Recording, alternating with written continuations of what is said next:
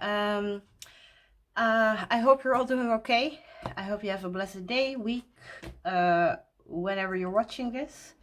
Um, I'm back with a new video, and I wanted to do a walkthrough and a little bit of a review of the Iyami Oracle.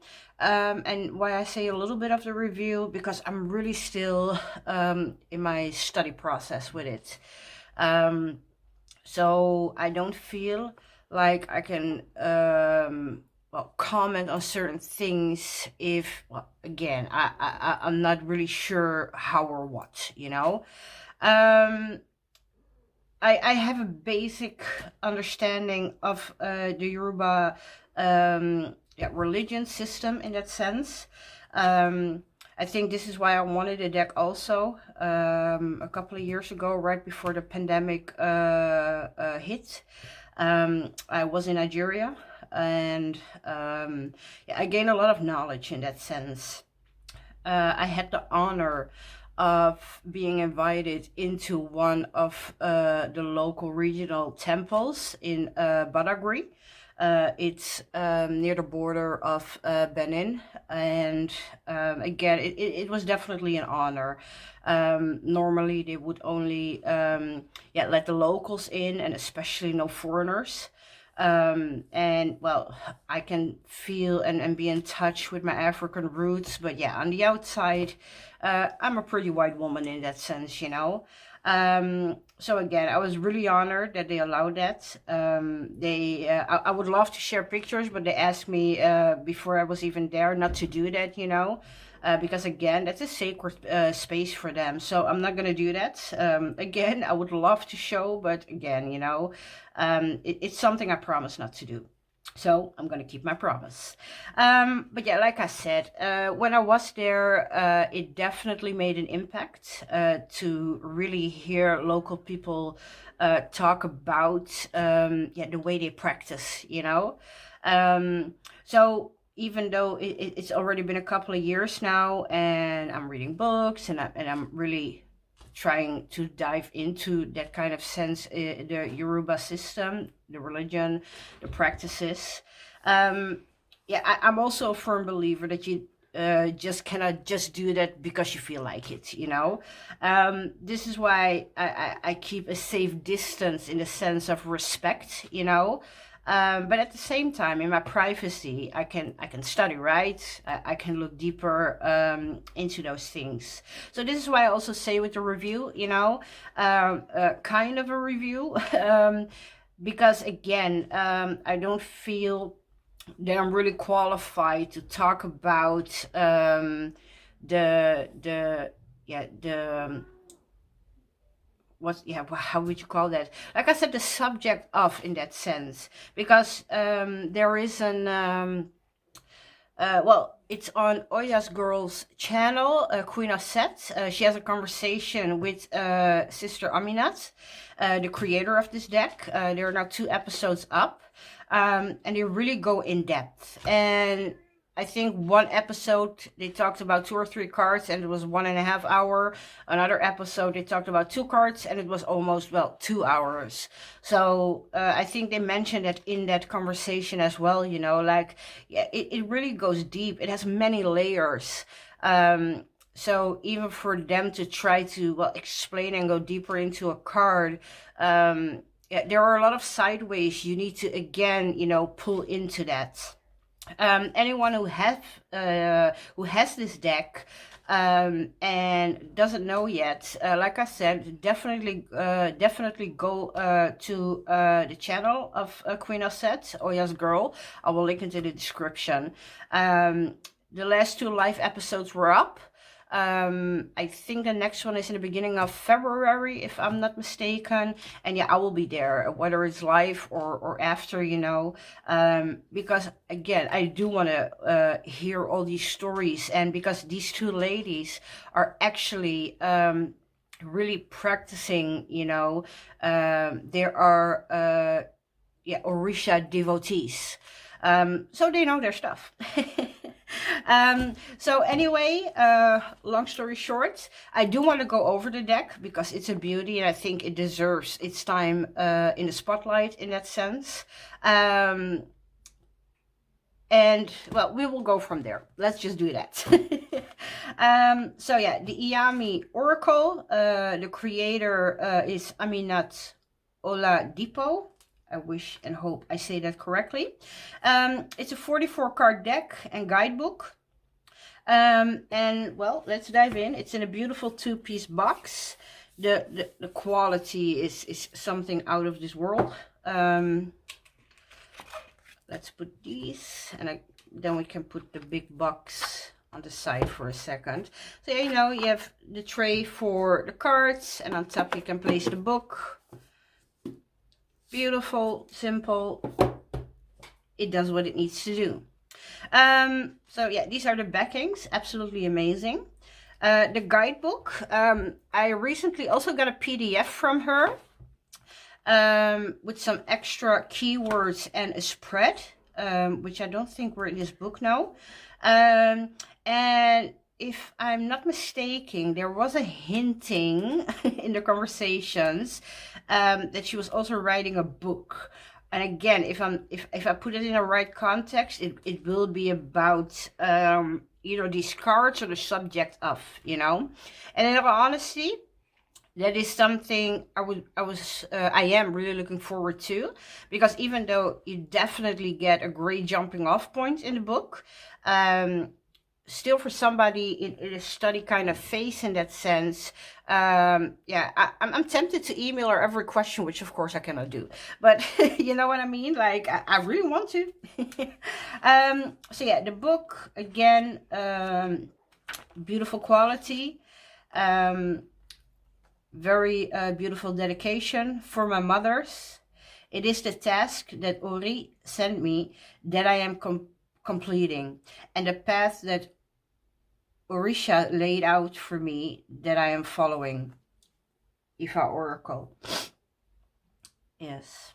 Because how she explains the Iyami, this deck is built on the concept of the Afrocentric point of view from the Mother Maiden Crone. That is a very well, Western approach, right, to the triple goddess in that sense. But she really delved deeper into that to see where that came from. And when she looked in her own culture, she found, that concept was already even there. It's maybe called a different name, you know, but it's the same thing. So yes, contents. That's about the card. You have a small introduction. She says here, purpose of the project. My ancestry is Yoruba, and I am a devotee of Orisha spirituality.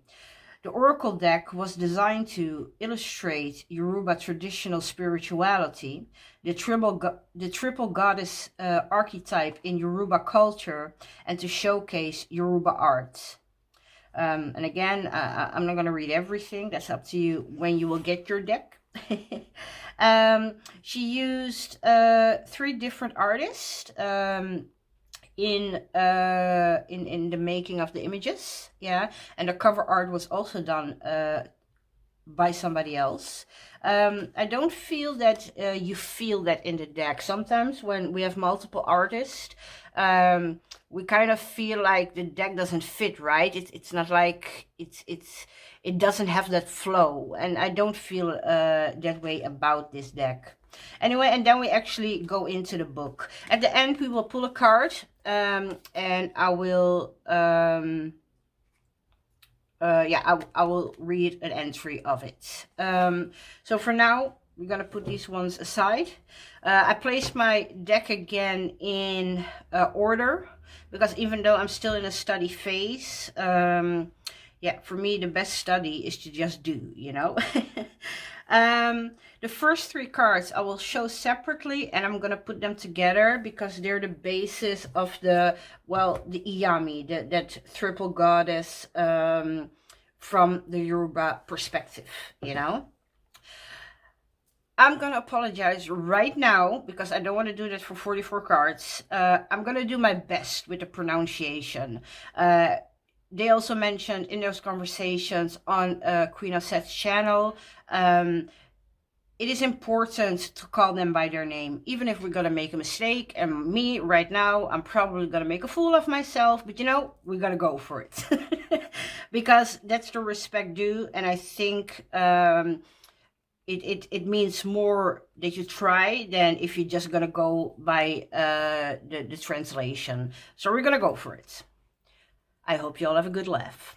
So the first card is Ajé Doudou, the crone. So for her, when we say in the European or Western kind of way, we talk about maiden, mother, crone. So we start from young. How she said it, no, because we have a lot of respect for our elders in, well, in Yoruba tradition, but in African tradition. So who is most important? The elder. So in this case, we are starting, I will do that in a minute. We are starting with the older, wiser one, you know. So yeah, Ajé Doudou, the crone. This one, Ajé Douda. Wait, let me take the book because maybe it's the I'm trying here.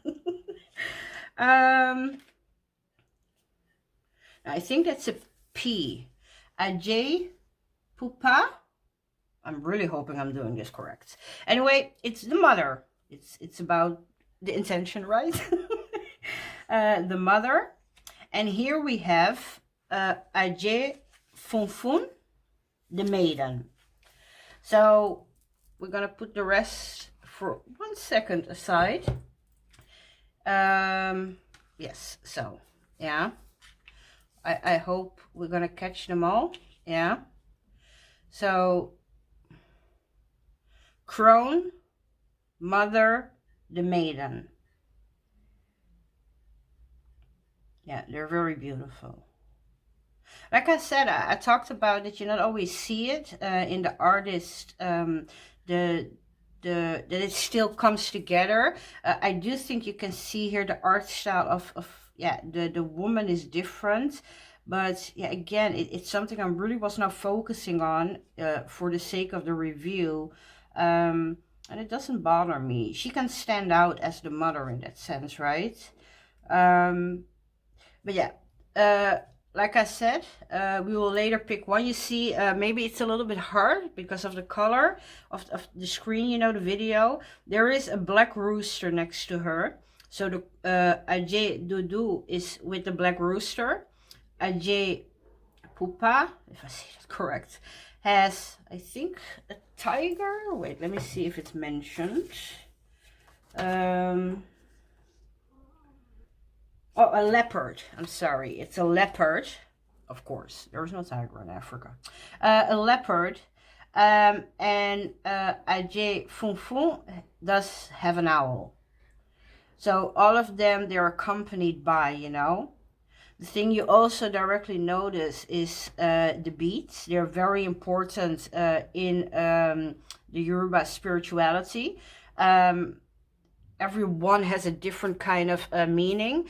Again, I'm giving very basic information here because, as I mentioned, I cannot call myself an expert.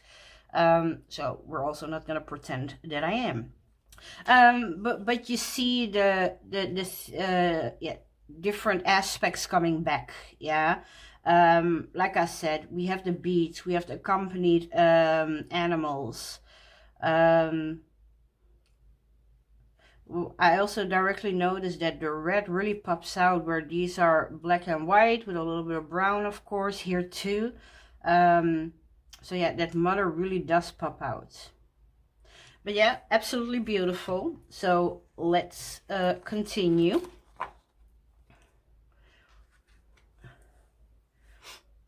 Mm.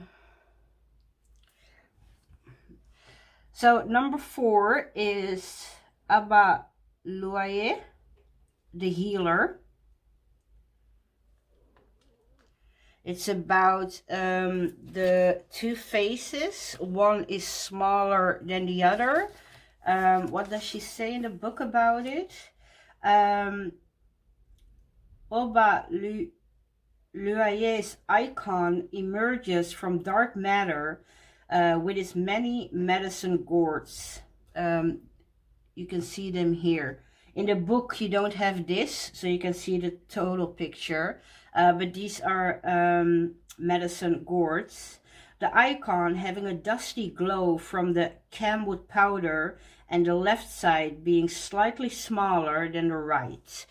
And again, you need to flip it because this one is definitely bigger than this one. So technically, if we're looking at it, it's gonna be the right side that's smaller. So yeah, that's the healer. He represents the disease and the antidote, hygiene and duality. Very beautiful. So the next card, we see Oshun Olaya, the beauty. The booklet talks about her, the multifaceted deity of love, fertility, beauty. Oshun sits in front of a collage of old-fashioned African combs. Again, if you really look close, you can see them in the design, even in her face, her hands, everywhere, and in the background, you know. Her smile reveals her beautiful gap teeth. Brass bracelets shine on her wrist. Her skin, it glows from camwood powder. Cowrie shells or a red parrot feather adorn her hair. Cowrie shells and a red parrot feather adorn her hair, sorry. She represents relaxation, beautification, positivity, and self-sufficiency. Yeah, I think Oshun was one of the first that I really studied. One of the first because the actual first was Oya herself. And yeah, next to that, it was Oshun. Very beautiful picture. One second. Yeah, something I didn't say and I should. The texture of these cards are something else. I cannot even call it rose petal. It's almost a cloth. It's like a textile, you know, but soft. It's something else. I don't even know where to start. The next one, number 6, is Esu Odara. Sorry, the messenger. Esu Odara emerges from dark matter with his 2 medicine gourds. Sorry. He hovers above his traditional home, the 3-road intersection. So yeah, the crossroads a little bit, right? I love with Isu the black, red, and white. It really pops.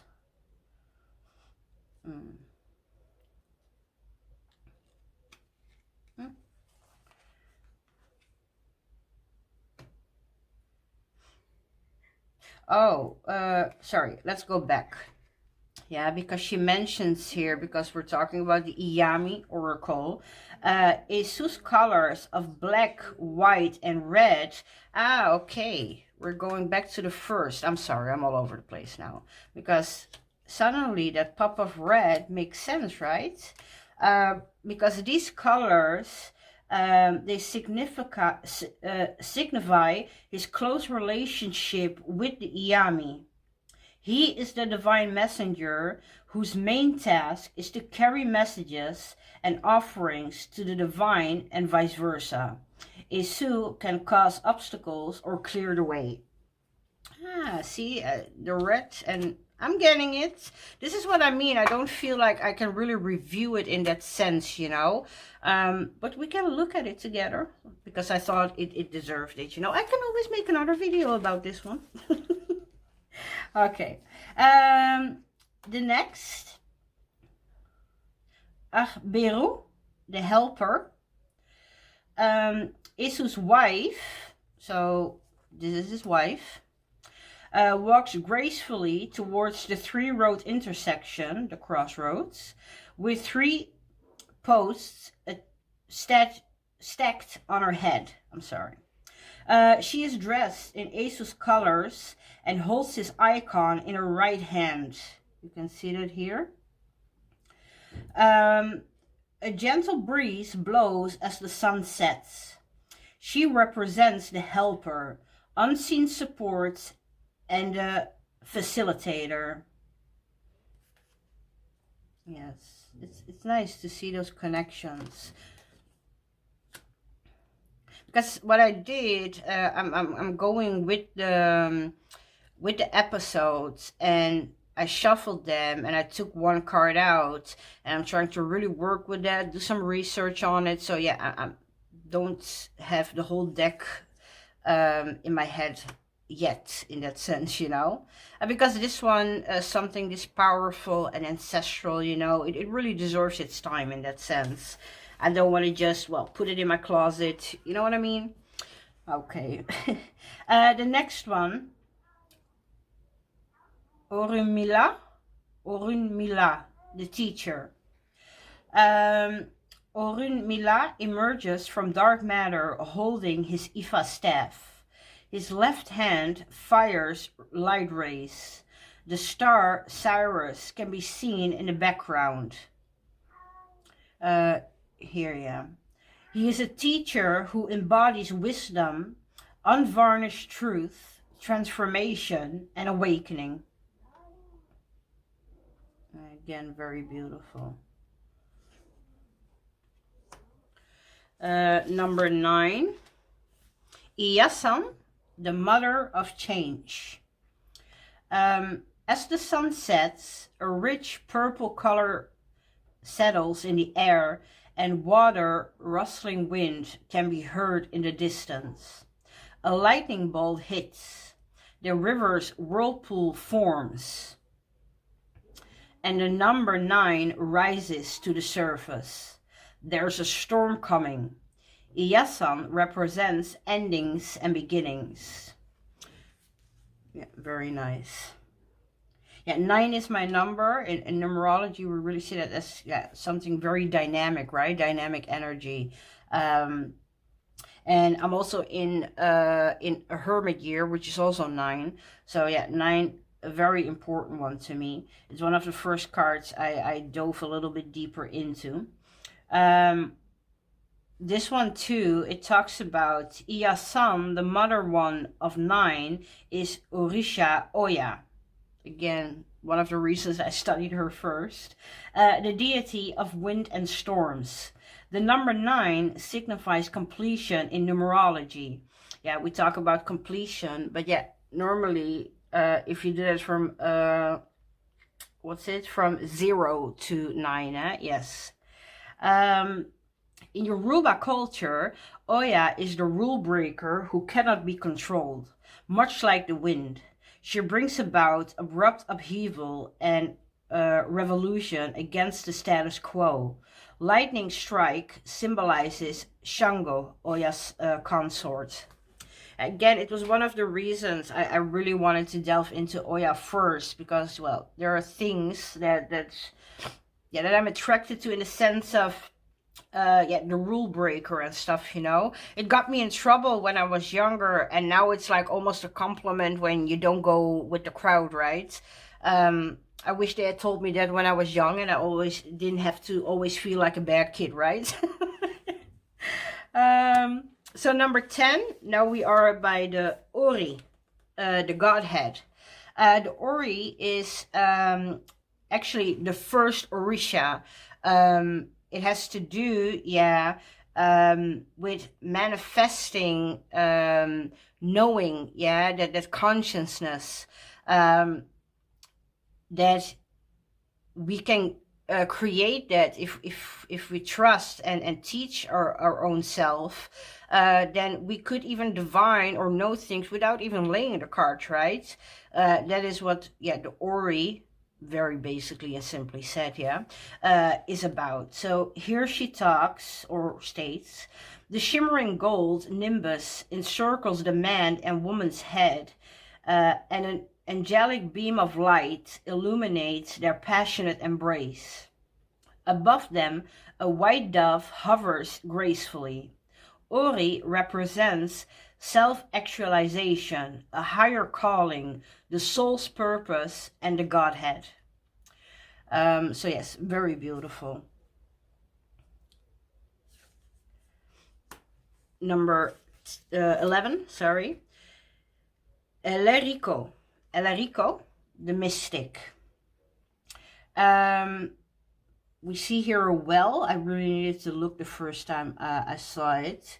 There's kind of a snake thing around it. The book states, the mirrored multicolored beaded headdress of Elerico sits before a backdrop of sacred geometric shapes. I'm sorry. Where will I find the bead? Am I missing something? Maybe around it, or what am I missing here?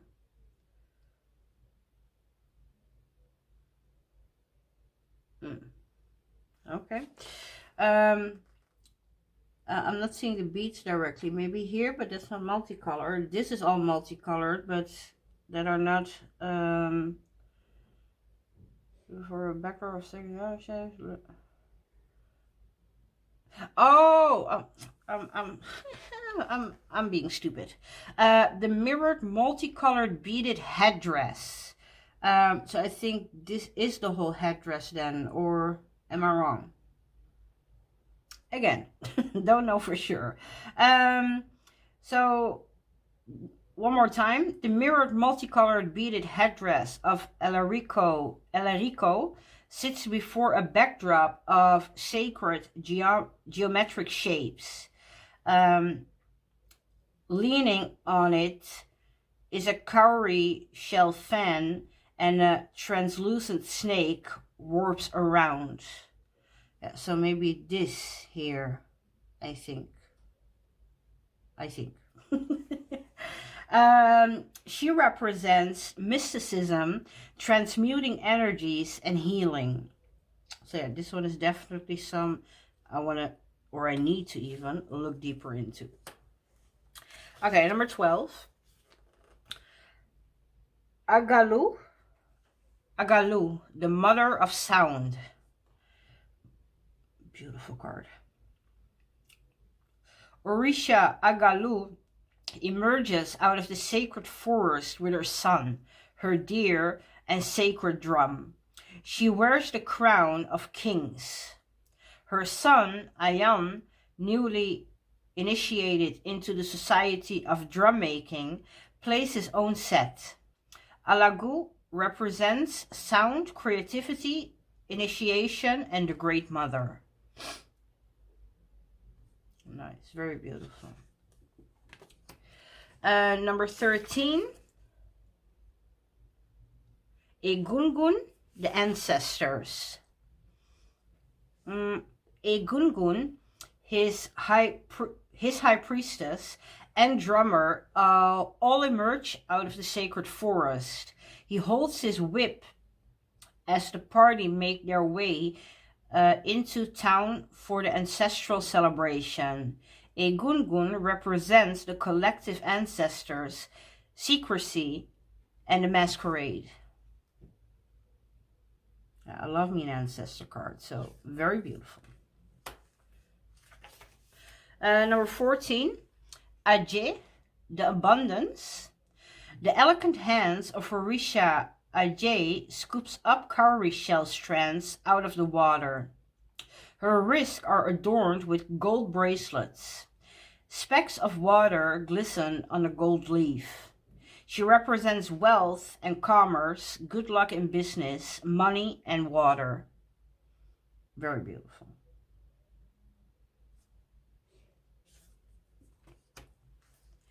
Number 15. Justice, oh sorry, Ada and Ebbe, justice and mercy. The egret bird gently perches on the banks of the ocean. As the waves recede, a metal cutlass and gold-colored oblong fan appear on the white sands. Ada and Ebbe represent justice and mercy. I hope I said that all right.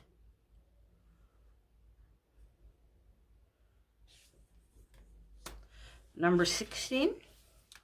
Okay, I'm sorry. This one is going to be a hard one. Erindin Logun. Okay, I'm only going to try that once. The Oracle. 16 cowrie shells lay on a square white cloth with 8 faces up and 8 faces down.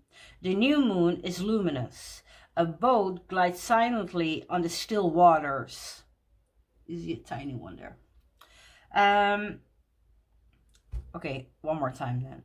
Erin Dilogun represents direct communication with deity, nature, consulting with a wise person. It is a very beautiful image. Yeah, sometimes because the title is here, you don't see it all, but let me show you. I hope it's not too glossy. You see here the whole picture. So sometimes, yeah, you can then look in a book if you feel like, yeah, you don't get a certain detail. So yeah, that's 16. Number 17, Yemoya, the Great Mother. Orisha Yemoya poses in her underwater realm. Goldfish swim around as the cowrie shell motif glistens. Cowrie shell motif? Ah, okay, yeah, okay, I'm sorry. Her baby boy rests on her right arm and in her left hand grips the golden royal staff. Though her age is revealed by gray hair tucked underneath her crown, Yemoya's youthful face glows. Beautiful. Oh, and if you look very closely, you see the scales? It's the back of the cards. I don't know if you can see it. Let me try it with with this one. It's a little bit darker here, I think. Maybe this one is better. I hope you can see that. Well, the tails, the scups, how you scup? No, I don't even know. Here, anyway, it's the back of the cards. There it is.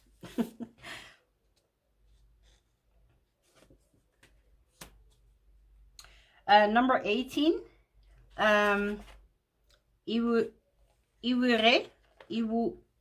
Iwure, invocation. Or in the book it says the invocation. A woman's face, elegantly lined with Yoruba ethnic marks, appears. Beams of condensation mixed with light exits her mouth as she opens it. Iwure represents the power of the word ase, prayer and positivity. When they talk about the woman's face elegantly lined with Yoruba ethnic marks, you see the marks here. I've seen them among people when I was in Nigeria. It was actually very beautiful.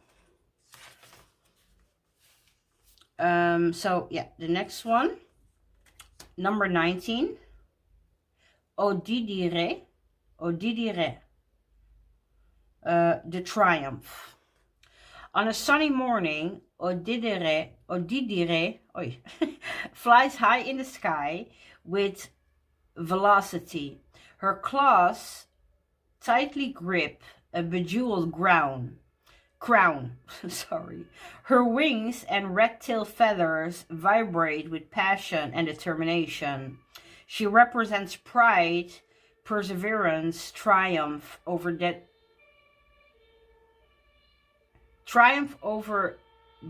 detractors. Yeah, triumph over detractors. I'm sorry, did I give it the proper time? It is very beautiful. You can see the crown. I love the tiny details, you know. I mean, you see that in everyone, in all honesty. But here more in nature, you know, so very beautiful. Okay, the next one, number 20. Ibeji, the Divine Twins. In the middle of the town square, there is excitement in the air as the community gathers to celebrate Ibeji. Space is given to the guests of honor, twin girls dressed finery.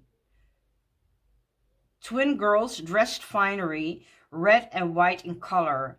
The men beat their drum as everyone dances ecstatically. Very well done. Very beautifully. Okay, next. 21. Elege. Okay. The bird power. The full moon illuminates the dark skies on a dark, silent night.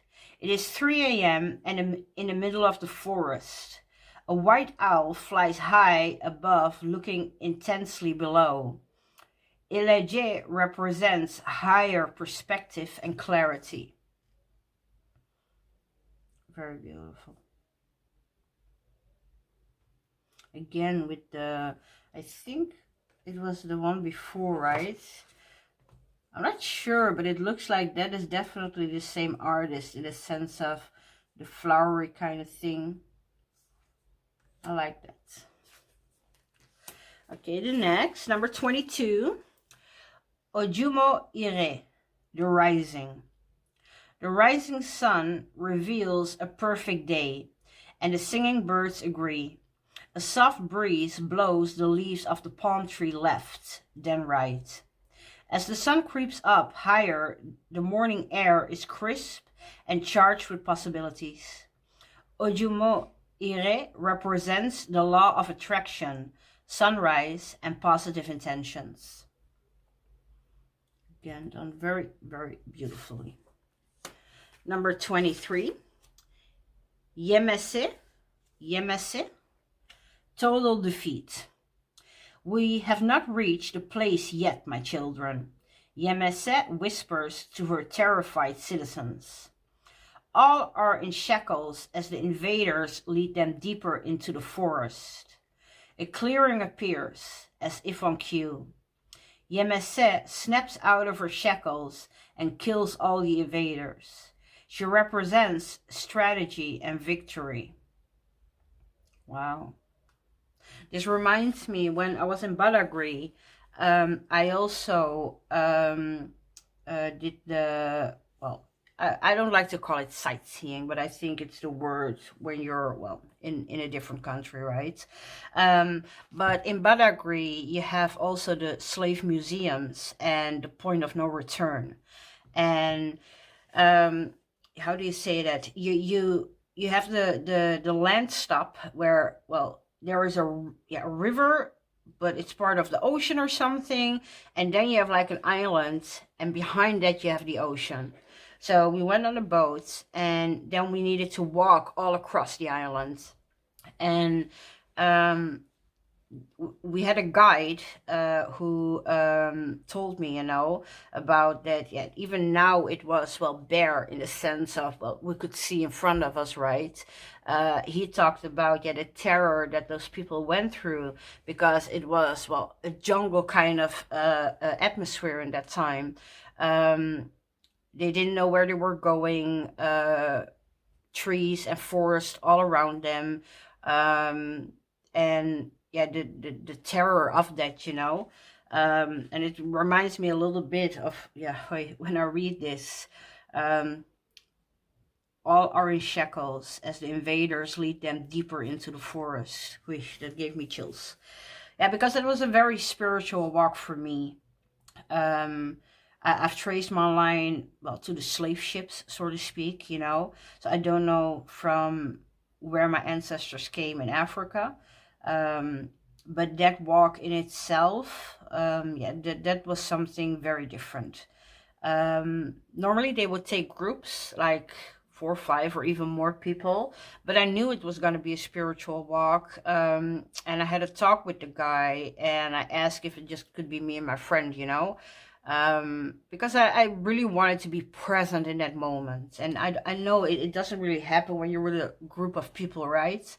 I remember the guy had dreadlocks, and he was a very, very kind person, you know. And while we walked there, um, he started to sing Three Little Birds by Bob Marley. And well, I already told you all, I'm a big fan of Bob Marley. So there was a point, and it was not about joking around, you know. It was really something that just happened in that moment, that we actually sang that song, you know. Don't worry about a thing, every little thing, it's gonna be all right. And again, it was so touching, and the walk itself to that point of, well, no return, right? Yeah, that was a very spiritual thing. And yeah, the writing in the book reminded me of that. It reminded me of that. Sorry for the side track here. Let's continue. Number 24. Wait, give me. Okay, one time. Oloju Merindi Logun. Merindi Logun. Oloju Merindi Logun. I hope I say this correctly. The lighting of the 16-eye lamp is a signal for the townspeople to commence the festivities for Oshun. The maiden carries a calabash containing the appeasement items on her head. A yellow oil container used to keep the lamp burning sits next to the lamp. Oloju Merindi Logun represents celebration and tradition. Again, very beautiful. It's kind of funny. I noticed this now. Here, when we talk about celebration, we kind of see that same thing going on, right? And here, if you look good, we have here a cowrie shell in the cracks. I think here too, a piece. And here. And then this one. This almost looks like a drum. I don't know if you can see that in the crack. Let me try to... Wait. Okay. I hope you can see it. Here in this piece of the crack, there's actually, I think it looks like a drum, if I'm not mistaken. And in this one, you can see in the cracks the cowrie shells, sorry, forming. I hope you can see that. And yeah, I just realized a celebration. I want to go back later to see if that's more, you know. Have that same kind of thing going on. Very beautiful. See, even now, I'm still like, this is why I say I don't feel like I can review it in that sense, because I'm still studying it too. 25. Fitila, Obatala's light. Obatala gently ignites his old oil clay lamp, transforming the gloomy chamber into a fiery red hue. Warmth and tranquility fills the room, while negativity departs. Fitila represents clarity and purification. Again, a very beautiful card. I don't think there is one card I'm not liking in this deck. Everything is beautiful. 26. Uni. Oni. Ori is with one, so Oni, I think it's a longer one. Oni, the enemy. Hopefully I'm doing it right. She is paralyzed with fear, seeing the crocodile, with his snapping teeth laying directly in her path. Yet he makes no move towards the muddy water, or her. She looks closely. This poor crocodile has one working arm. His hind legs and left arm are paralyzed. Realizing he cannot harm her, she crosses his path and continues her journey. Oh, poor thing.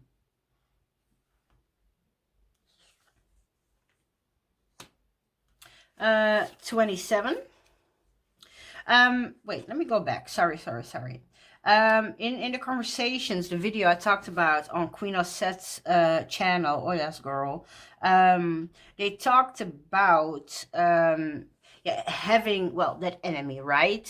Somebody that works against you. I think you should watch the video because she herself tells it best. But she talks about a woman that was really trying her patience. And she wanted to go, well, a certain way and couldn't get there, so to speak. Then because of this woman that was trying to block her at every move, she actually met somebody else because of, well, the nastiness of this person. And when she met that somebody else, he could actually introduce her to the first path she actually wanted to take in the journey of making this oracle, you know? Again, she tells it much better than I do. But it was kind of, well, that realization moment, right? That, yeah, we have these obstacles, and even in people who work against us, you know?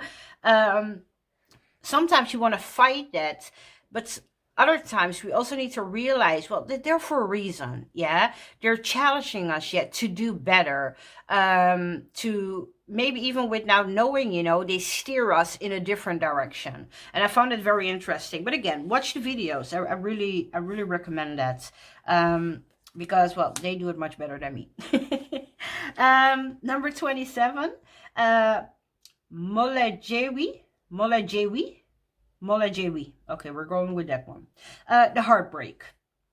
Across a flowing river, broken clay pots and a blue scarf lay scattered. The frantic shouting of a man can be heard far away. Mojelewi anger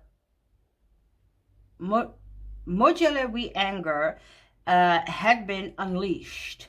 She represents anger, betrayal, heartbreak.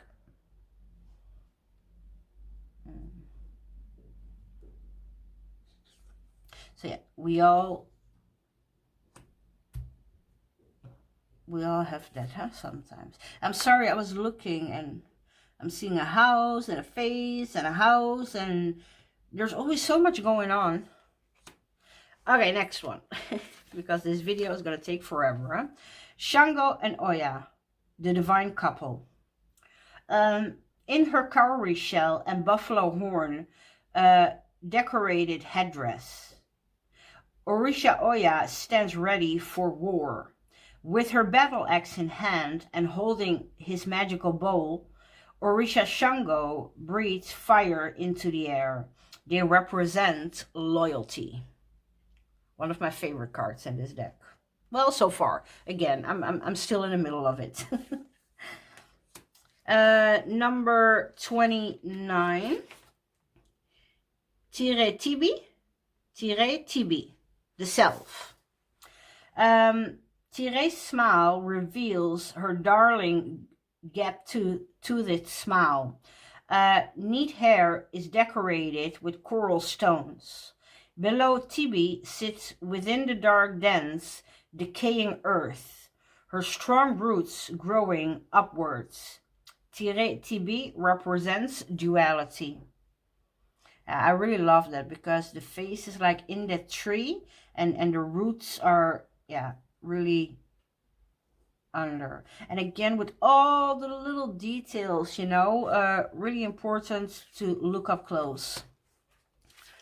30, uh, Arukba. Arukba. This again is called the Maiden. I asked a question in the last live because I didn't see it live. I saw it afterwards. I asked the question because I'm very curious myself why there was another maiden and how she, well, is different, well, from the first one. Here it talks about Arukba looks at a reflection in a mirror, inspecting every detail. The Oshun festival is beginning, and her role is crucial. Her face looks young, yet her eyes shine with ancient cosmic wisdom. She is ready. She represents the maiden. So even though I read that, like, she is a representation of, so she's not really the maiden, I'm really wanting to know, yeah, in a reading, how I would put that differently. They talk here about that she's serving as a mediator between the people and deity. After being nominated by the oracle, she is tasked with successfully carrying the calabash containing sacred brass figures and other gifts for the goddess. The old-fashioned comb motif hairstyle, yellow, white, and blue beads denote she is an Oshun devotee. When Arukba decides to marry, she remains a respected priestess in the community. So I get in the sense that one is the embodiment of, she is the maiden, right? And this one, well, she is that mediator between the people and the deity. I just don't know how I would read that differently. So I'm still looking for some extra information concerning that card. Okay, 31. Orisun, the source. A golden hue settles on the earth, and a small opening appears in the crevice. A stream of lush water flows. On this edge sits a small butterfly, flapping her wings gently. Orishun represents the feminine principle. Yeah, the source, right? The birth giver, the womb, yeah. Very beautiful. Okay, 32. Logun Ede, the hunter. Logun Ede's freshly polished brass manchette crosses his leather-braided hunter fly whisk. Orishun is seen above the tools. Oh yeah, here. Yeah. Okay, I'm seeing it. You see that? Yeah. Okay, this Orishun is seen above the tools. The approaching sunset casts a golden hue. It is evening time, and he has just returned from his hunting expeditions. He represents a balance of the masculine and feminine, the loner, health. I like that coming back again, you know. We saw it also with Eshu and well, the wife in that sense, and yeah, in other aspects, so I like that. 33. Also Ronga, the foundation. The triad of sisters pose with their hands interlocked and their back to each other against a textured indigo blue backdrop. 3 rings around their heads depict distinct terrestrial landscapes. The sacred calabash with their tortoise symbol is carried by Ajay Dudu. They represent unity, unseen support. So yeah, that's very beautiful. And you see here again the black dress. So that's the crone, right? Let me say that correctly. Ajay Dudu, yeah. Then we have the red, that would be the mother, Ajay Pupa, if I say that correct. And the white, yeah, is Ajay Funfun. So you see them now all together in that sense, yeah, the unity, right? The unseen support. Very beautiful, yeah, the foundation. Okay, next. 34, Odua, the peacemaker. Star Cyrus shines as Odua emerges. She extends a white snail in her left hand. She holds her bell in the right. Her long, straw-colored hair blends in with the raffia. A white mask with a red feather sits in her center. She represents the fixer. The snails, here I got them from Nigeria. This one had a little crack on top after, well, they took them out. I'm sorry. But yeah, I love the houses, you know. I got a lot more. I took them with me. I really wanted them. Apparently, if I'm not mistaken, let me see. Yeah, they have here a red one, and I think these are females. And wait, let me stretch. Yeah, here when they have a white ending, I think these were the males. So this is how you could well, separate them, right? What's a male, what's a female? I think this was it. Red was female, white was male. So yes, you can see them here in her hand. Let me put this one back. And like I said, yeah, I actually took them from Nigeria because, well, they were beautiful, you know. Wait, let me give it its place back. Okay. So yes, we did this one. Next one. 35. Imodoye, the wise one. She sits cross-legged on a water lettuce atop the water, eyes closed as the red parrot feather rests on her third eye. She holds white staff with a bell-shaped top. Her open right hand shows a water lily. Imodoye represents knowledge and wisdom.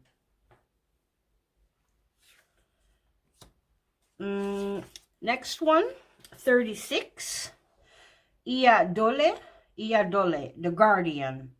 Iyadole stands at the 6th road intersection on a moonless night. She wears multicolored jewels and is clothed in luxurious cloth. In the background, spirit children play. Iyalode represents a leader and mediator.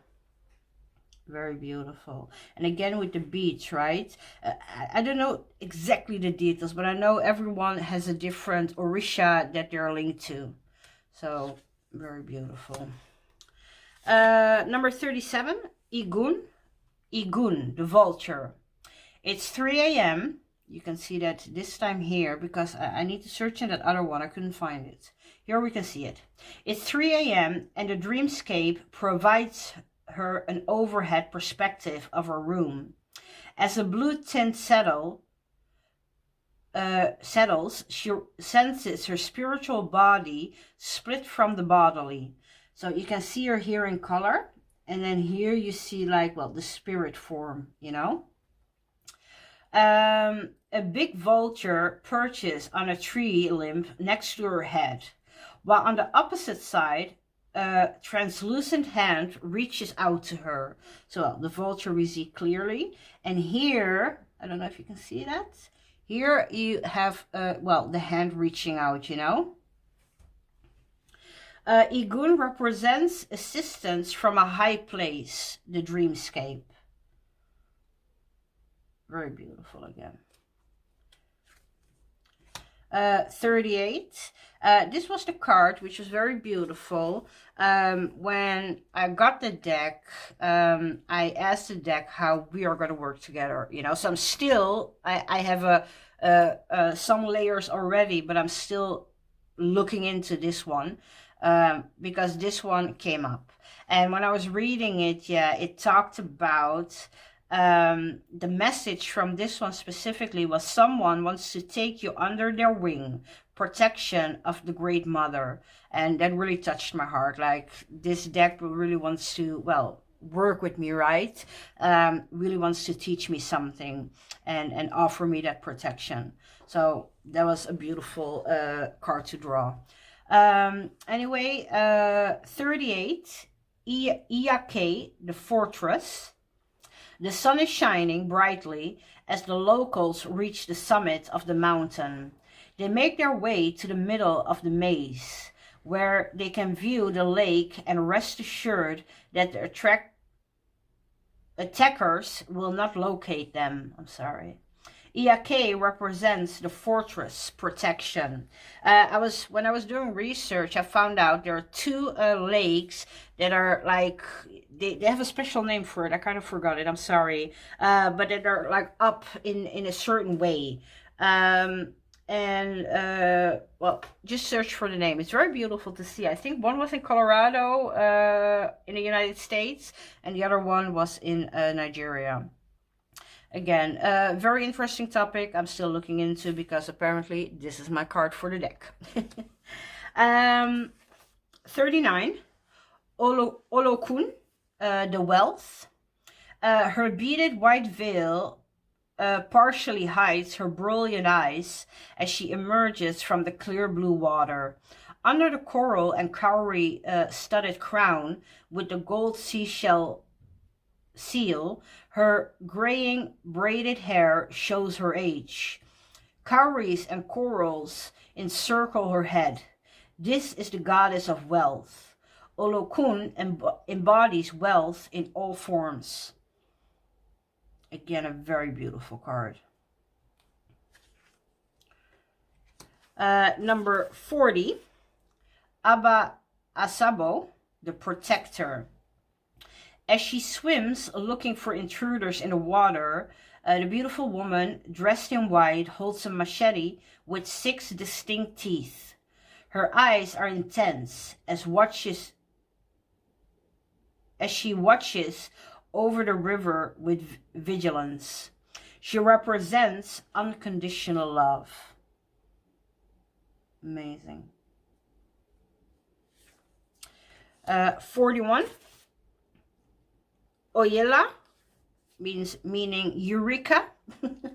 The orange butterfly with black and white wings emerges from her cocoon and flies over the river's edge for the first time to see her reflection. She was now able to see herself fully. Oyela represents inspiration and clarity. A very beautiful concept, I think. To really have that aha or eureka moment where you can see yourself for who you truly are, not what other people keep telling you you are, you know. So a very beautiful concept. Well, this one, we know, right? It's the book, it's the box. But it's card 42. Aye Akamara. Aye Akamara. The Genesis. Planet Earth is viewed from space. With the rising of the sun, the globe rotates and reveals Africa and its inhabitants going about their daily lives. Aye Akamara represents the feminine principle. A beautiful thing. If you really look close, let me try. I'm sorry. If you look close, you see these are all people, you know, they put in there. So very beautifully done. Really like that. 43. Is this the last one? Or no, there's one more, I think. Yeah. Okay, so this is 43. Osayin, the herbalist. Hey, I'm a root worker. I'm liking this one. In front of a lush green backdrop, Orisha Osayin smiles contentedly, surrounded by growing plants. The green staff on his head features 16 birds in a circle that blend into the green background.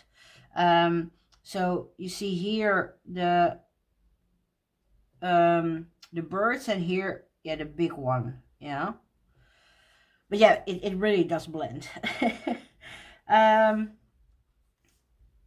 Yeah, that blends into the background. Yeah, that was the last of, well, what it says about the card. Very beautiful. And then the last one, Osumare, the rainbow serpent. The half-snake, half-woman gently cradles her pregnant belly in the middle of the river. Her serpent tail blends in with the swirling water, and her long hair is the rainbow. A cowrie shell, a duck, a rose, and a bee can be seen in the background. In these cracks, yeah, we have here the bee. Here you have the cowrie shell. Here is the duckling. And here you have a beautiful rose. Again, very nicely done that in those cracks, you know. So this is not that celebration kind of thing, but yeah, we've seen that style before. Huh? Osumare represents creativity and structure. So yes, again, very, very beautiful. So that was the deck. Yeah, I said I would do one, sorry, that I would do a pull. I did read a lot, but let me do a pull, and then we read really everything about that one card, so you can see, yeah, what else kind of information is there, right? They can clump a little bit if you shuffle them overhand, because, well, like I said, it really has a texture feel. It's almost like a cloth when you feel it, like a fabric, you know. So yeah, very special, and I don't mind, in all honesty. It doesn't clump too much, in all honesty. I said it clumps a little bit, it does, which again, I don't really mind. I mean, with a deck like this, you're gonna need to take your time, you know. This is not a quick pull. You really do need to sit with it, and I have a tendency to shuffle really like, well, if I don't get there today, I will get there tomorrow. I do that with most of my cards, yeah, to keep myself calm, right? To not be nervous and put that energy in my deck. So again, I don't mind if I need to do that. Yeah, with some care, you know. Okay. Ooh. Okay, well, let's do this one. It flipped up, so it's number 14. Let me check. Oh, what I did do, I did write the numbers. Normally I don't like to write in my books. I will do that separately, but yeah, again, because I'm still studying, so going a lot to the book, I don't know which page is which, you know, so I just put the numbers in there. So this is 14. See, much easier. No, this is not 4. Oh, this is 19. Yeah, the 9 and the 4 on these cards are very similar. Odi dire, the triumph. Well, you get a quote. Wait, let me put this aside. This here, I hope it's not too shiny. The triumph, you get a quote then. Oh, my favorite writer. Your crown has already been paid for. Put it on your head and wear it. Dr. Maya Angelou. On a sunny morning, Odile de Rey flies high in the sky with velocity. Her claws tightly grip a bejeweled crown. Her wings and red-tail feathers vibrate with passion and determination. She represents pride, perseverance, triumph over detractors, and thwarted plots. So here you get a little bit of a description about what's going on, what we see, what it even means. And then we have symbolism. Odile de Rey, the parrot, doubted her abilities. Plus, her crown was stolen and hidden by detractors. She successfully retrieved it, and she gained back self-confidence. White is Yoruba's culture denotes... White in, I think it means, white in Yoruba's culture denotes a pure heart. The crown made with cowrie shells and red coral denotes her wealth and status. So yeah, the white meaning pure of heart, the red, you know, meaning wealth and status. Then we get a little bit of a quotation from that part. Her red tail feathers symbolizes her passion and determination. And then we get a message. Imposter syndrome fades away. Victory over detractors. Well-deserved recognition. And like I said, there is now a PDF which gives a few more extra keywords, which is helpful. But I'm really looking forward if she's really writing a book and going deeper into the subjects. Because now I need to rely on Google, and we all know Google ain't always that reliant. So yeah, this was the deck. I didn't shuffle greatly yet, I think. But yeah, as you can see, an absolutely amazing deck. I like I said, followed the study a little bit. I can show a little bit because I didn't do it too much yet. I made a booklet for it, you know, to make some notes here. I need to put in notes that are already made in a different notebook. That was one of my readings I did with it. Yeah, okay, I will not go too much into the readings.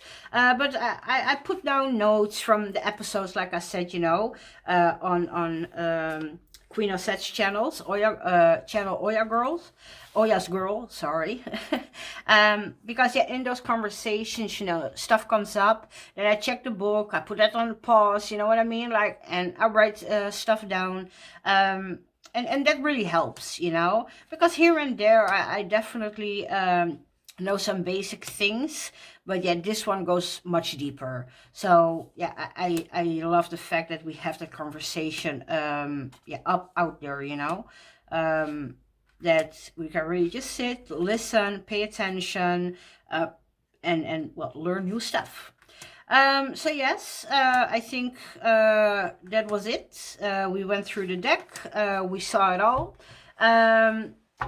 Well, I hope you enjoyed the walkthrough, and please let me have not made a mess of all these names. Anyway, I want to thank you for watching again, and I hope to see you all soon with a new video. Okay, thank you very much. Bye bye.